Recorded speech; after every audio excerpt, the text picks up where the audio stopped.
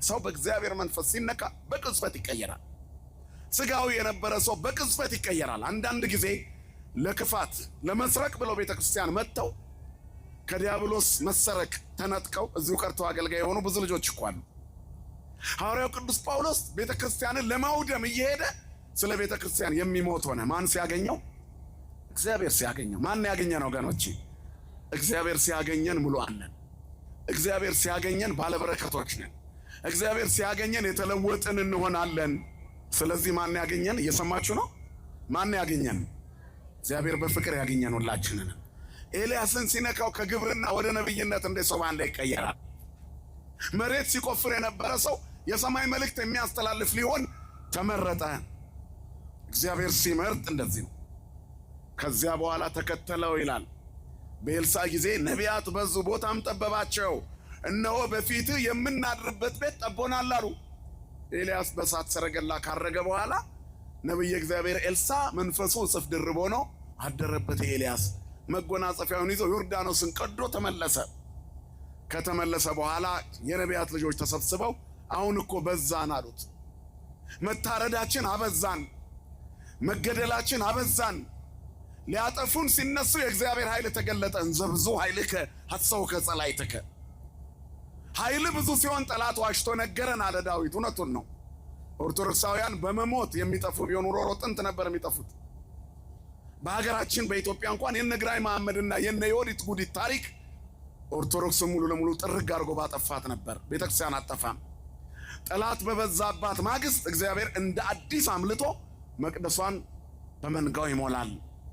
ደጀ ሰላሙን በአገልጋዮቹ ይሞላል። ክብርና ምስጋና ለስሙ ይሁን የአባቶቻችን አምላክ። ስለዚህ በስተናል። መጠለያ ለመስራት እንሂድ አሉ። ምሰሶ ፍለጋ እንውረድ አሉ። ወደ ዮርዳኖስ ወረዱ። አንደኛው ነቢይ አባታችን ሆይ አንተ ከኛ ጋር ነህ አሉት። አባታችን ሆይ በሉ እስኪ ሁላችሁ፣ አንተ ከኛ ጋር ነህ። ዘጸአት 33 ቁጥር 15 ላይ ሙሴ የሚናገረው ቃል አለ። በተቀደሰው ተራራ ስር ለጥጃ ሰግደው ከተመለሱ በኋላ በርካታ እስራኤላውያን ተቀስፈው እግዚአብሔር እንደገና ጽላቱን ሙሴ እንዲሰራው አደረገ። ያ ጽላቱ ተሰርቶ ካለቀ በኋላ ሙሴ የመገናኛውን ድንኳን ተክሎ ከእግዚአብሔር ጋር ይነጋገር ነበር።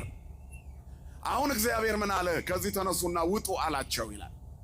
ኦሪት ዘጸአት ምዕራፍ 33 ቁጥር 7 ላይ ሙሴ የመገናኛውን ድንኳን ከሰፈሩ እጅ ራቅ ያደርገው ነበረ። እግዚአብሔርንም የፈለገ ሰው ሁሉ ከሰፈሩ እጅ ራቅ ወዳለው ወደ መገናኛው ድንኳን ይመጣ ነበር ይላል። ማንን የፈለገ?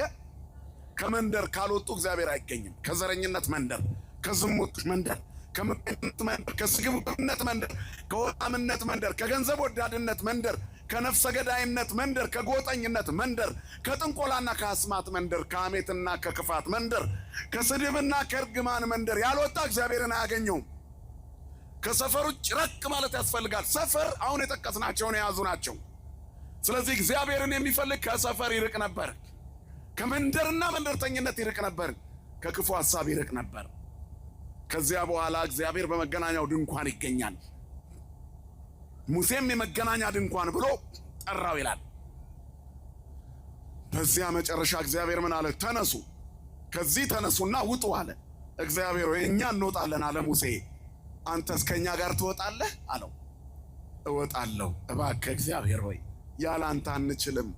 አንተ ከኛ ጋር ካልወጣህ ከዚህ አንውጣ፣ እዚሁ በረሃው ላይ እንኑር። አንተ ያለህበት እዚህ ይሻለናል። አንተ ከኛ ጋር ከሌለ ወደ ሀብት ማማ ሲወጡ ብቻቸውን ወጥተው እግዚአብሔርን አጥተው ኑሮ የከበዳቸው ብዙ ናቸው። የህይወት እንቆቅልሽ ቁልፉ ምስጢሩ የተሰወረባቸው ብዙ ናቸው። ወደ ስልጣን ማማ ሲወጡ የነበሩበትን ረስተው እዛ ሲደርሱ ራሳቸውን ሁሉ ረስተው እግዚአብሔርን አጥተው ባዶ የሆኑ ብዙ ናቸው። ወደ እውቀት ማማ ሲወጡ የልጅነታቸውን አምላክ ትተው በቁማቸው የፈረሱ ብዙ ናቸው። ዓለም የፈረሱ ተንቀሳቃሽ አፈሮች ተሸክማ መኖር ከጀመረች ከርማለች። ሰው ማለት ተንቀሳቃሽ አፈር ነው ይላል ፈላጣ። አሁን እንደውም አፈር ሳይሆን አመድ በስቷል።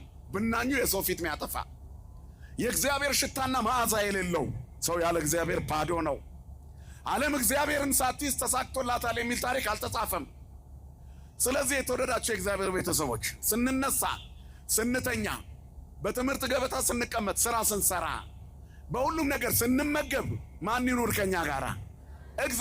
እግዚአብሔር ሆይ ከኔ ጋር ውጣ፣ ስወጣ አብረኸኝ ውጣ በሉት። ለዚህ እኮ ነው አባቶቻችን ለመንገደኞች ሁሉ እኮ ይጸልያል። በእንተ እለ ይነግዱ እመሂ በባሕር ወእመሂ በአፍላግ ወእመሂ በቀላያት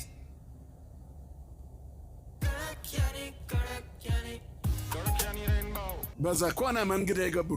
አቤቱ እንለምናለን፣ እንማጸናለን ስለ መንገደኞች በአውሮፕላን የሚሄዱ፣ በመርከብ የሚሄዱ፣ በባሕር ላይ በእግራቸው ወእመሂ በፍኖት በእግራቸው የሚሄዱ በሁሉ ነገር የሚጓዙ ለነሱ መንገዳቸውን አቅናላቸው።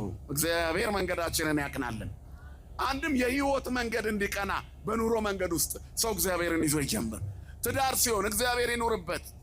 የፍቅር መጠናናትም ቢሆን ራስን ለመጠበቅ ማን ይጨመርበት? እግዚአብሔር። ካለበለዚያ የጠዋቱ ጋብቻ ከሰዓት ፍቺ ይሆናል። የጠዋቱ አንድነት ማታ መለያየት ይሆናል። ስለዚህ ምድሪቷን ፍቺ የበዛበት አሁን ይሄ በሽታ ሀገራችን ገብቶ የፍቺ አቀንቃኞች ተሰብስበዋል እኮ አይደል? ፌሚኒስት የሚባሉ ለብቻ አግብተው ሲንግል ማም ሆነዋል። ከባል ተለይቶ መኖር፣ ጥራት ነጠቅ ሕይወት፣ ክብር ማጣት፣ መጠሪያ ስምን ሸጦ እርቃን መቅረት ሁሉን ችሎ የኖሩ ወላጆች መችቷቸው እኮ አይደለም፣ ላይመቻቸው ይችላል። ነገር ግን ሁሉን ችለው ኖረው እዚያ ስለታገሱ ማንነሱ አቆየ። እግዚአብሔር ቤት በትነው ትዳር በትነው ራስ ወዳድ ሆነው ልጅን ያለ አባት ያለ እናት አሳድገው ለመኖር ብቻቸውን ያሉ ሰዎች አሉ። ሲጀምሩ ትዳሩ ላይ እግዚአብሔር ስለሌለ መድኃኔዓለም ከዓለም ፈተና ይጠብቀን። ስለዚህ ሙሴ አለ አንተ ከኛ ጋር ካልወጣን ከዚህ አንውጣ። አንተ ከኛ ጋር ካልወጣ እግዚአብሔር ከኛ ጋር አይውጣ። ልክ እንደዚህ ነው የእግዚአብሔር ነብይ ለኤልሳ አንተ ከኛ ጋር ውጣ። ብቻችንን አንችልም፣ ወደ ዮርዳኖስ ሄደን አካሄደን ለመቁረጥ አንችልም። ለምሰሶ የሚሆነውን ዛፍ ብናውቅ እንኳ እንደው ችሎታው የመጥረብ ቢኖረን እንኳ አንተ ከኛ ጋር ስትሆን በረከታችን ይበዛል። አንተ ከኛ ጋር ሂድ ብሎ ለመነው። በስተናል ያለው ሰው እሺ አብሬያችሁ እወጣለሁ አለ። ቅዱስ ገብርኤል አብረው ነው የወጣው። ወገኖቼ የእግዚአብሔር ቅዱሳን ከኛ ጋር አሉ ማለት ማን አለ ማለት ነው? እግዚአብሔር አለ ማለት ነው። አነ ውእቱ ዘእቀውም ቅድመ እግዚአብሔር፣ አነ ውእቱ ገብርኤል ዘእቀውም ቅድመ እግዚአብሔር ያለው ገብርኤል ነው። ምን ሊሰራ ይቆማል? ሊያማልድ እንጂ። ቆመ በእግዚአብሔር ፊት ማለት ለመነ ማለት እኮ።